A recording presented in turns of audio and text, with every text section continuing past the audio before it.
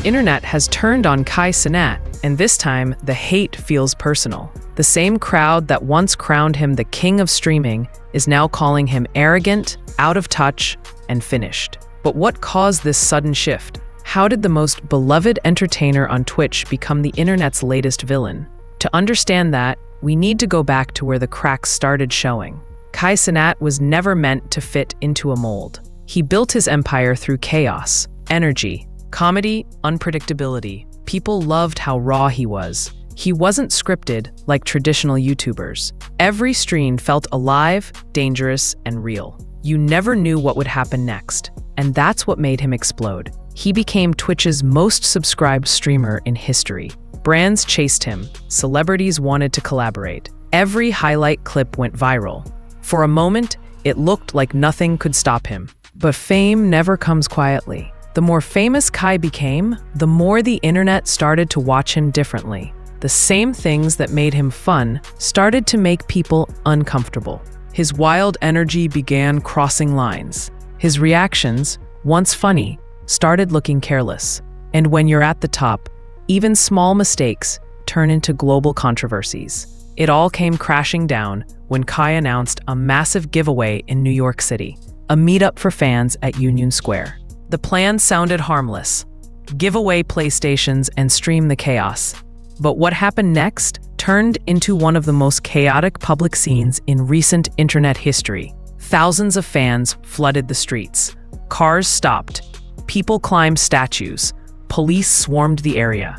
What was supposed to be a fan event turned into a riot. Authorities declared a safety emergency, and Kai Cenat, the man who only wanted to meet his fans, was taken into custody for inciting unrest. The clips went everywhere. Helicopters hovered over the crowd. News outlets painted him as reckless, irresponsible, a bad influence. And the internet, always hungry for drama, turned on him overnight.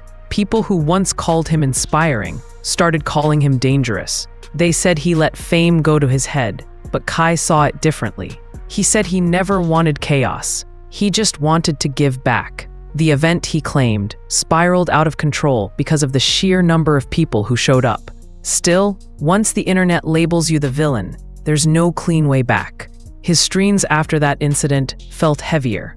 Every word, every joke, every facial expression. Someone clipped it, judged it, and posted it with captions like, "Kai Cenat fell off," or "He's not funny anymore." The same platforms that built him now started dissecting his downfall. Then came the drama with Aiden Ross, a fellow creator and once one of Kai's closest friends. They built their empires side by side, streaming together, collaborating, sharing the spotlight. But somewhere along the way, things changed. Aiden hinted on stream that Kai switched up, that the fame changed him, that the brotherhood was gone. The internet ran wild with those hints. Comment sections filled with accusations. Kai used Aiden for clout. He forgot who helped him. He's fake now. Kai responded that he'd never scammed or betrayed anyone, that people online twisted everything. But the damage was already done. People love drama more than explanations. The story of fake friendship spread faster than the truth ever could. At this point, Kai was fighting multiple wars against the media, against haters, and against the very culture that made him famous. He tried to keep his energy up, kept streaming, kept smiling, but fans noticed something had shifted. His laugh seemed forced. His reactions felt defensive. Even when he tried to have fun, people accused him of acting fake. Every stream became a test. If he spoke up, people said he was playing victim. If he stayed quiet, they said he doesn't care. There was no winning. Soon, even small moments started blowing up. When Kai invited female guests, people accused him of being disrespectful. When he joked with other streamers, people said he was bullying them. And when he reacted to trending topics, every reaction turned into a headline.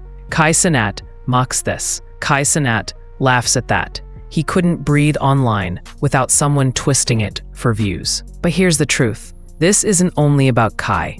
It's about the internet's obsession with building heroes just to tear them down. People love seeing someone rise, the underdog story. But once that underdog becomes too successful, the same people start looking for flaws. They start saying, "He changed. He's not humble. He forgot us." And when one controversy lands, everything else piles up. Kai went from being Twitch's golden boy to being internet's favorite target, all in the span of a few months.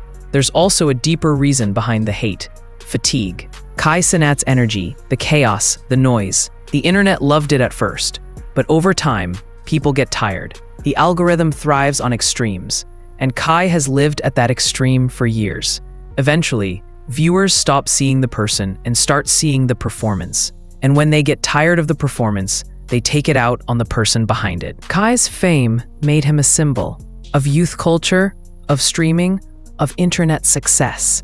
But it also made him a scapegoat. Every bad trend, every chaotic event, every controversial moment, his name ends up in the middle. Even when he tries to do something positive, donations, giveaways, charity, people call it damage control. When he jokes around, people say he's immature. When he gets serious, people say he's acting fake. It's a cycle with no exit. And yet, despite all the hate, Kai keeps doing what he does best, showing up.